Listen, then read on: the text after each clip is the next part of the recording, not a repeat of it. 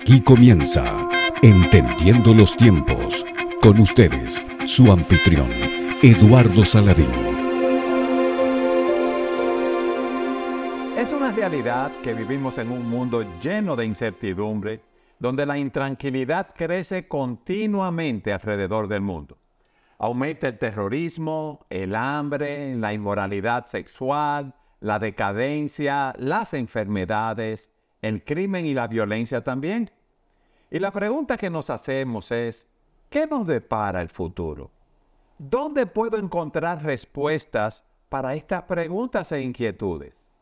Dios no es ajeno a estos sentimientos de incertidumbre y por eso nos ha dejado respuestas para nuestras inquietudes en los libros de la Biblia. Y hoy vamos a hablar del libro del Apocalipsis de Jesucristo. ¿Qué tan práctico y relevante es el Apocalipsis para nosotros hoy? Con tantos desafíos y problemas diferentes que enfrentamos, ¿de qué me sirve leerlo y conocerlo? Porque muchas personas dicen que lo leen pero no lo entienden.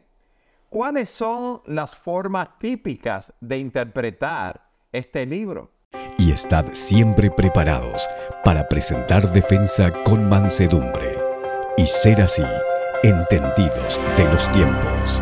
Para responder estas preguntas, tenemos con nosotros hoy al pastor Salvador Gómez. Pastor, hermano y amigo, bienvenido. Muchas gracias. Es un gozo poder estar aquí de regreso a mi hogar, mi segundo hogar. Es así, y más en el estudio ahora, por completo. Salvador, todas estas inquietudes que tenemos, las que yo planteé en la introducción, ¿tiene en Apocalipsis respuesta para muchas de ellas?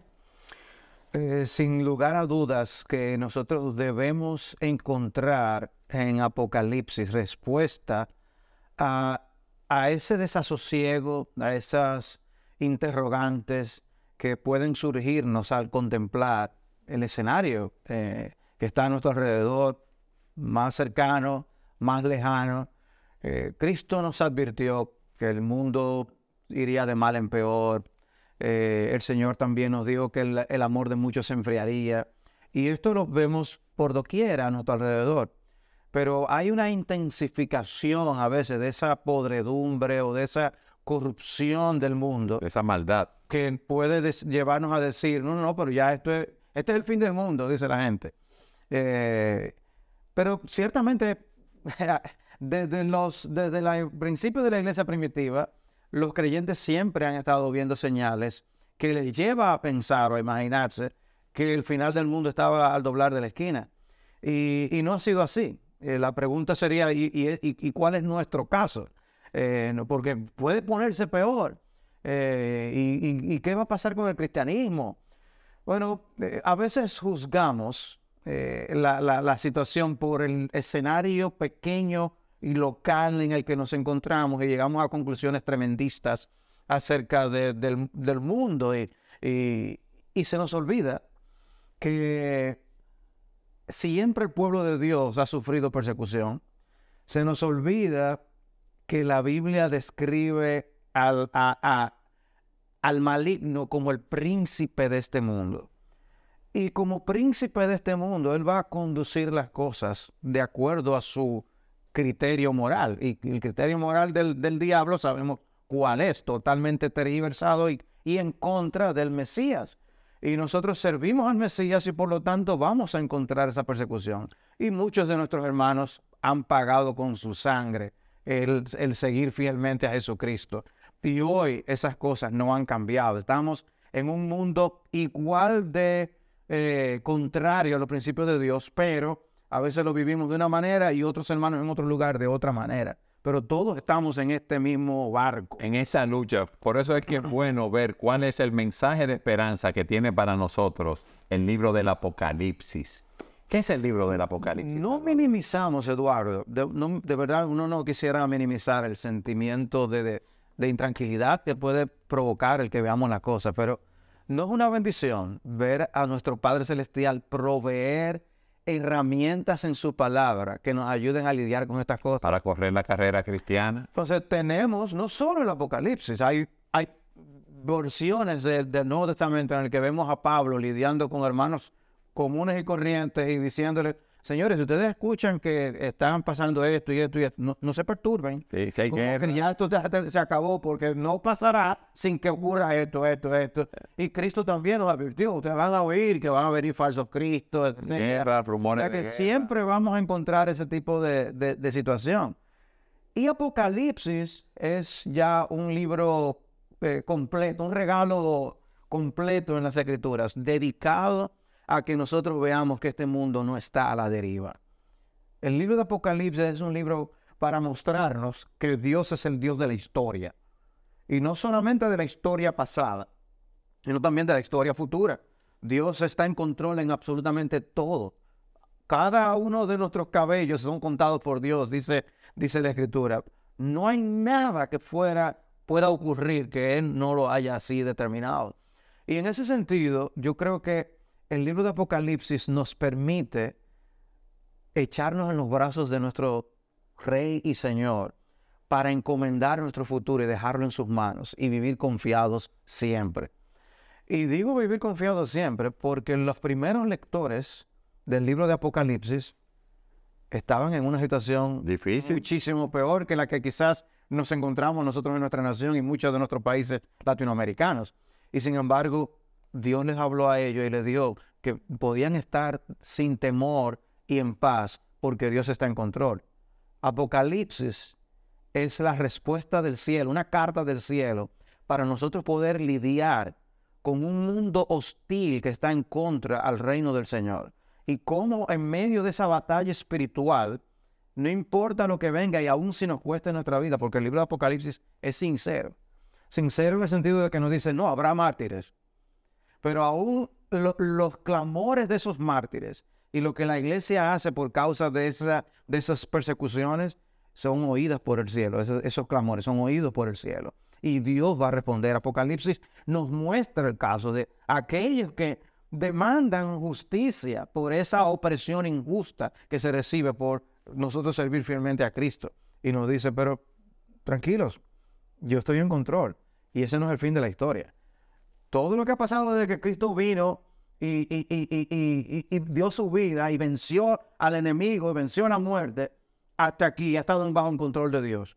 Pero todo lo que de ahí en adelante también ocurriría, también está en control de Dios. Fíjate algo, Salvador. Yo me maravillo escuchándote hablar y hablando de ese mensaje de esperanza que tiene el libro de Apocalipsis. Y es un libro que tú lo predicaste y lo conoces muy bien. Yo caí en la trampa de que mis pastores me pidieron que lo predicara. Y acepté, parece que por ignorancia. No, pero fue un reto, pero fue una bendición de serie Dios. excelente, la serie. Pero cuando uno está estudiando el libro y se le hablan de trompetas, de sellos, de señales, de jinetes, uno no entiende la mayoría de esos conceptos, vamos a decirlo así, de esas ilustraciones. Y a mí me gustaría que empezáramos, que tú nos explicaras cuáles son las formas de yo interpretar el Apocalipsis. Porque tengo muchas preguntas. Sí. Recuérdate que tenemos un tiempo limitado. Sí, yo creo que nosotros nos enfrentamos al temor de las personas para abordar Apocalipsis y que esos temores son injustificados. Y lo digo porque a las personas les gusta ver historias que contengan figuras y símbolos potentes. Porque uno dice, El Señor de los Anillos. Una serie que ha gustado a muchísimas personas, los libros y las películas. Y sin embargo, es una historia llena de símbolos. Y nosotros vemos cómo esos personajes representan cosas, cómo esos animales representan cosas. Y es lo que nosotros vemos en el libro de Apocalipsis. ¿Por qué nosotros no leemos El Señor de los Anillos como algo que ocurrió durante la Segunda Guerra Mundial? Porque ese no es el propósito del libro. Y la naturaleza del libro nos dice que no debe ser interpretado de esa manera. El Señor de los Anillos es figurativo. Y de esa misma forma nosotros tenemos que abordar el libro de Apocalipsis. No ha dejado de haber personas que han interpretado de manera literal el contenido del libro de Apocalipsis. Algunos dicen, todo lo que está en el libro de Apocalipsis ya pasó, ya eso ocurrió. ¿Y no es así entonces? Entonces, eso es una escuela de pensamiento. Sí, una escuela de interpretación. Yo, a tu pregunta, yo respondo, hay algunas cosas que pasaron de las que están en el libro de Apocalipsis, ¿verdad? O hay algunas cosas que incluso están pasando. Yo lo digo porque de verdad que Cristo vino como ese descendiente de la mujer y es presentado de una manera así en el libro de Apocalipsis, en el capítulo 12. Y eso fue un hecho real. Su primera venida es lo que garantiza también la victoria de la segunda venida. Y eso está ahí narrado. Nosotros encontramos cartas escritas a iglesias reales que hubo en Asia Menor. ¿Eso pasó o no pasó? Sí. Eso pasó. De manera que sí hay cosas que ocurrieron de las que están en el libro de Apocalipsis. El problema con esa escuela de interpretación es que todo lo incluyen como si ya hubiera pasado. Y no es así. Y no es así. Entonces surgen otras escuelas de pensamiento. ¿Y qué dicen esas escuelas? Pues otras escuelas de pensamiento dicen, bueno, no fue que todo pasó en el momento de que se escribió cercano, pero que el desenvolvimiento de la historia de la iglesia está incluido en el Apocalipsis. Y lo que tenemos que hacer es tratar de identificar las épocas. Por ejemplo, la Reforma está en el capítulo tal. El ataque del modernismo está en el capítulo tal. Y obviamente es un poco pretencioso. Un poco pretencioso, como tú dices, el poder con nitidez tratar de colocar cada época de la historia de esa manera.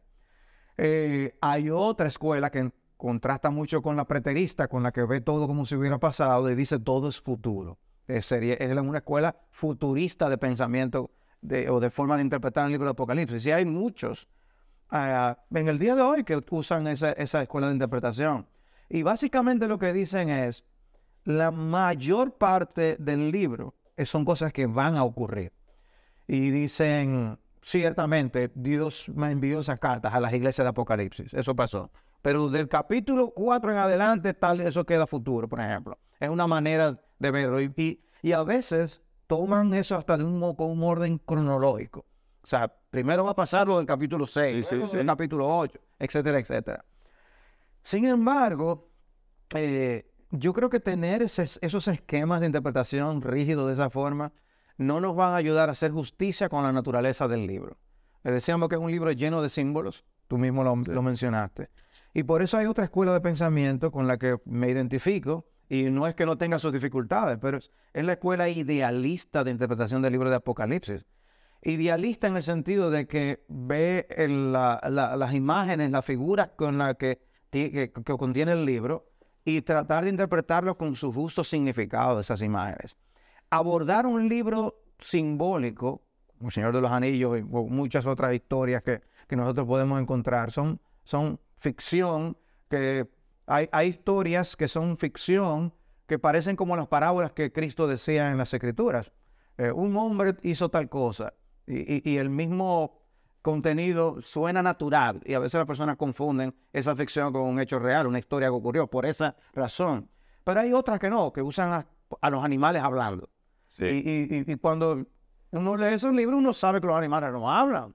Obviamente hay otro significado detrás de estas cosas. Y es lo mismo con el libro de Apocalipsis. No podemos pensar que una mujer sentada sobre 7 montes se está hablando de una mujer real que es gigantesca, sino que tiene una simbología detrás de esa frase. Y cuando uno aborda un libro consciente de que es simbólico, uno debe entonces hacer el ejercicio de identificar qué significan esos símbolos. Entonces nosotros tenemos la escuela de interpretación preterista, que lo ve como pasado, la escuela futurista, la histórica. La histórica, y tú hablas de una interpretación idealista.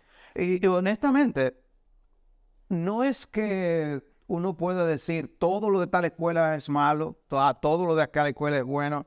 Yo creo que hay personas serias detrás de muchas de estas escuelas y uno puede ver puntos luminosos y puntos oscuros en las diversas escuelas.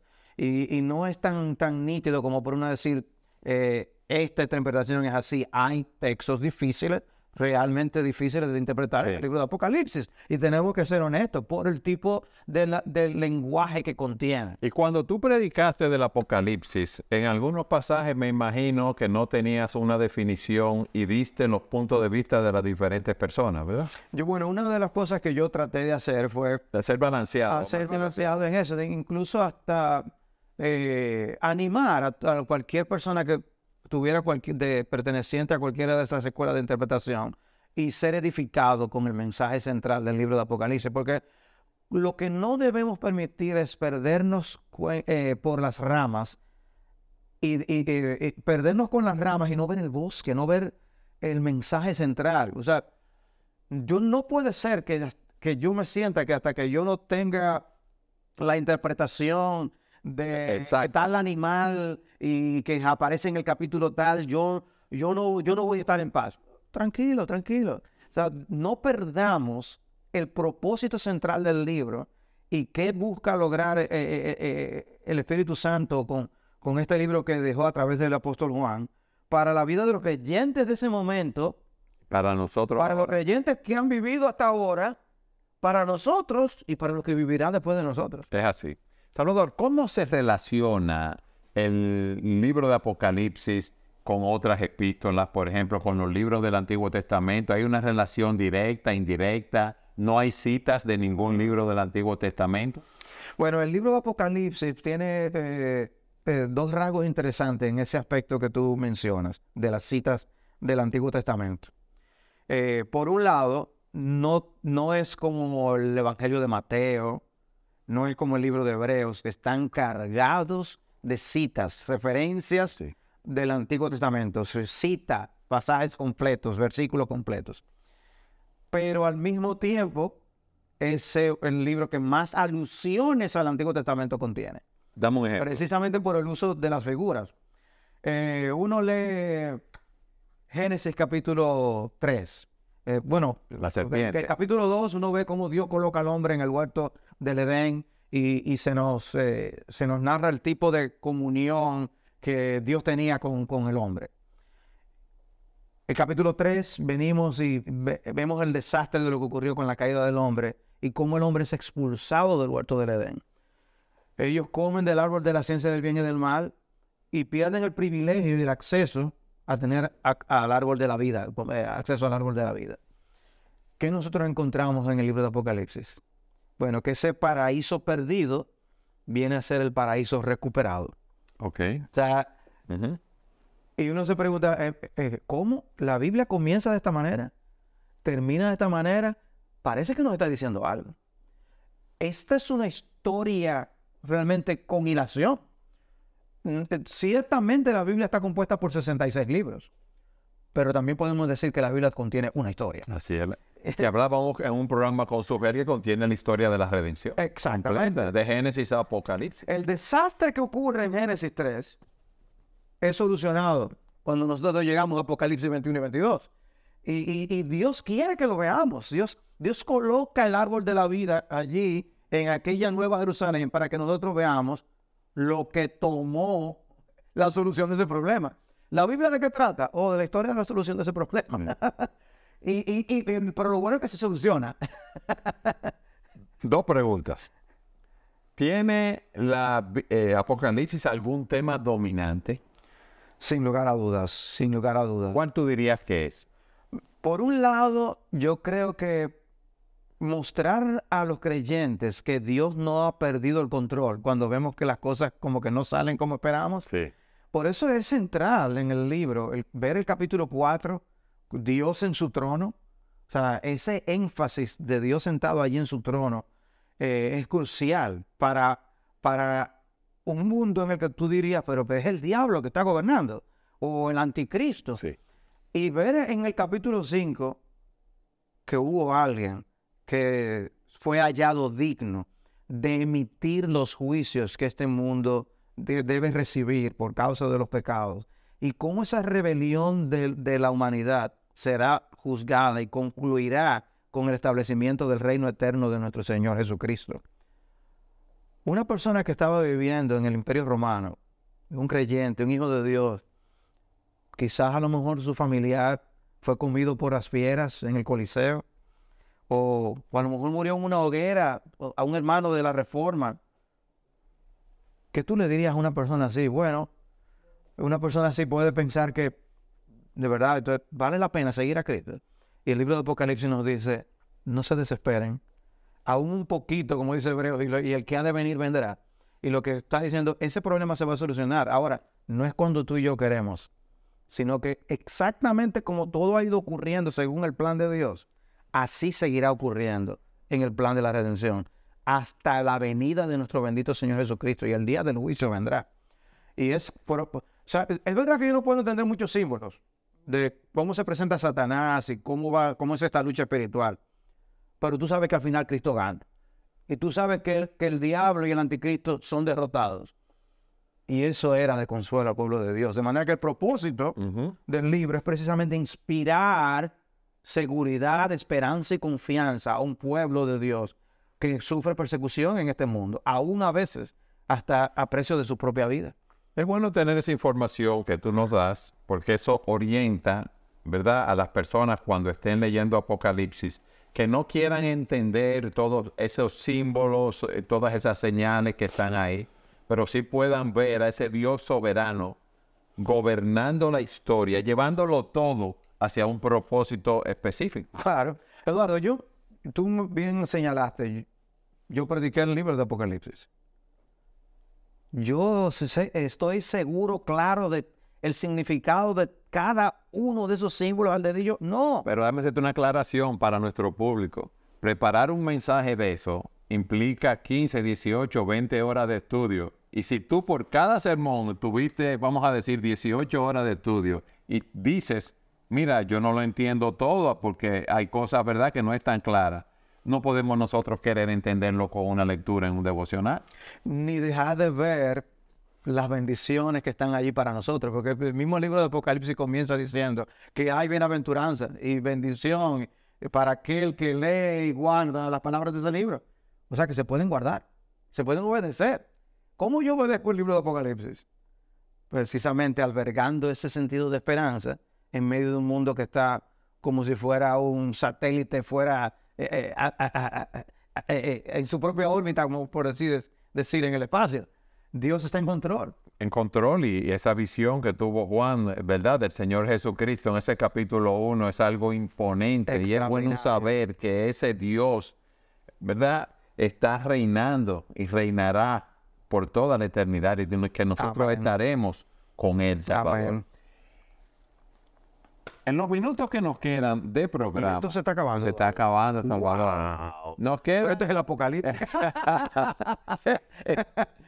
A mí me gustaría que en los 7 minutos que nos quedan de programa, tú nos des algunas aplicaciones prácticas de ese libro para el día de hoy, algunos pasajes que tú consideres más relevantes para nosotros los creyentes, para memorizarlo, ¿verdad? Y poder encontrar ese consuelo en el Señor, en medio de este mundo, como decíamos al inicio, que está lleno de incertidumbre. Bueno, son tantas las cosas que se pueden decir. Obviamente el libro de Apocalipsis es una palabra de advertencia. Advertencia para el incrédulo por lo que si no refugiarse en Jesús es a riesgo de perder la vida eterna y tener una condenación eterna. En ese sentido, no le irá bien a los enemigos de Jesús. Y es triste escuchar y eso, tomarlo en serio, a nosotros los creyentes debe impulsarnos al evangelismo. Pero al incrédulo debe llevarle a considerar para qué está viviendo y esto no va a durar para siempre y que un día vamos a rendir cuenta al Señor. Leer en Apocalipsis 20 el gran juicio final, que grandes y pequeños, no importa el estatus de las personas, no importa el sexo, no importa la nacionalidad, todos vamos a comparecer en el día del juicio para dar cuenta de lo que hemos hecho en nuestra vida al Señor. Y eso es muy sobrio. Es muy sobrio, Salvador, y ante la incertidumbre que estamos viviendo, dice la Escritura que la vida es como una neblina, viene de pronto, se va.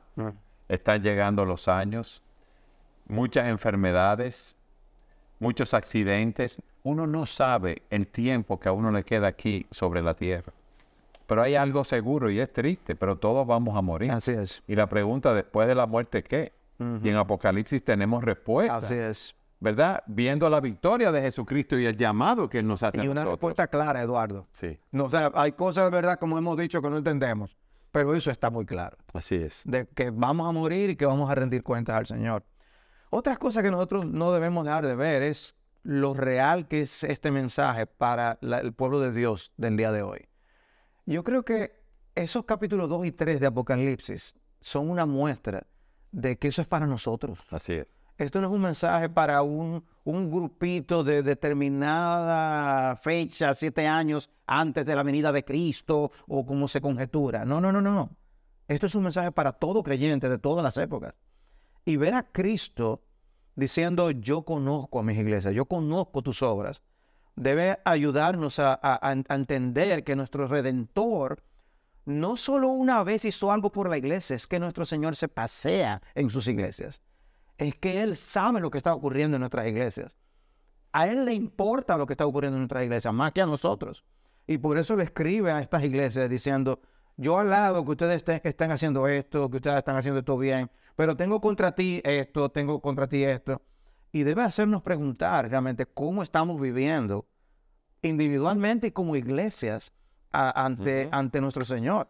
O sea, puede haber algo más práctico de eso eclesiásticamente hablando que ver a Cristo tomando en serio si nosotros defendemos su doctrina, tomando en serio si nosotros realmente estamos siendo foco de luz para nuestra generación.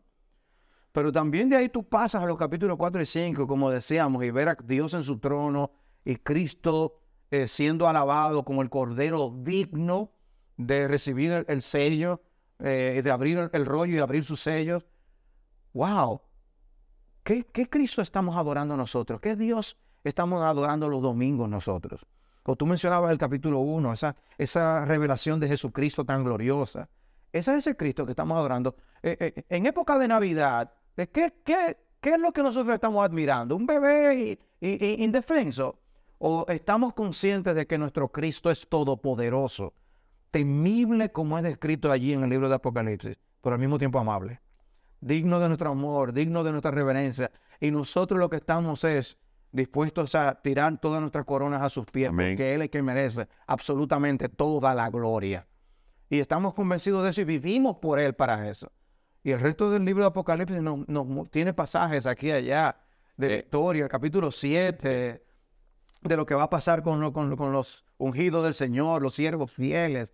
O sea, nosotros... ¿Qué va a pasar con los privilegiados? ¿Qué va a pasar con los ungidos del Señor, con los siervos fieles? Bueno, va a haber persecución, algunos van a ofrendar sus vidas. Sí. Vamos a tener, no se nos promete, Dios fue muy fiel al decirnos qué cosas van a ocurrir para los hijos de Dios. Pero al mismo tiempo nos dice que su presencia va a estar con nosotros y que la venganza no es algo que está en nuestras manos, que debemos esperar el tiempo de Dios. Ahora, lo que no va a ocurrir es que la injusticia no va a tener la victoria. Y no la justicia. No va a la triunfar. justicia de Dios. Va a haber justicia. Una pregunta final. Háblame del cielo. Oh, wow. De verdad es leer Apocalipsis 21 y 22 y meditar en esa sección es algo que nos llena de una enorme esperanza. Yo le digo a las personas, o sea, ¿por qué Dios dejó esos capítulos en su palabra? ¿Cuál es el propósito?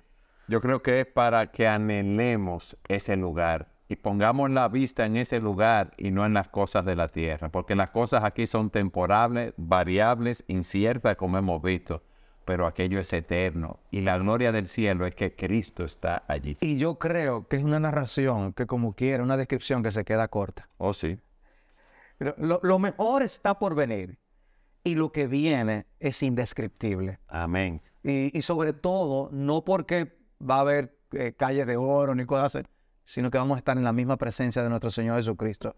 Ese Jesús que murió y resucitó y que hoy está a la diestra del Padre, ha preparado un lugar para nosotros. Y nosotros vamos a tener una morada eterna con Él Y dice que ese lugar no necesita sol ni luna porque Él es nuestra lumbrera. Así es. Él es el templo. No vamos a llenar de templo porque Él es nuestro templo. Vamos a estar en su presencia para siempre. No nos van a sacar a puntapiés como a Adán y a Eva del huerto, sino que esa será nuestra morada para siempre. Y no habrá tristeza, ni dolor, ni lágrima, ni enfermedad. Entonces, ¿para qué tenerle miedo a Apocalipsis? No. Vamos a leerlo. Eso es una realidad. Vamos a meditar en ese libro. Vamos a reflexionar en ese libro. Porque tiene un montón de lecciones para los creyentes de siempre, pero de manera particular para los de hoy, a la luz de esas cosas que tú mencionabas al principio, que estamos viviendo y que vemos a nuestro alrededor. Amén. Salvador, gracias por habernos acompañado en este programa realmente muy edificante, muy esperanzador. Y eso nos ayuda a prepararnos para poner nuestros ojos en la eternidad. Y gracias a todos ustedes por habernos acompañado en un programa más de Entendiendo los Tiempos.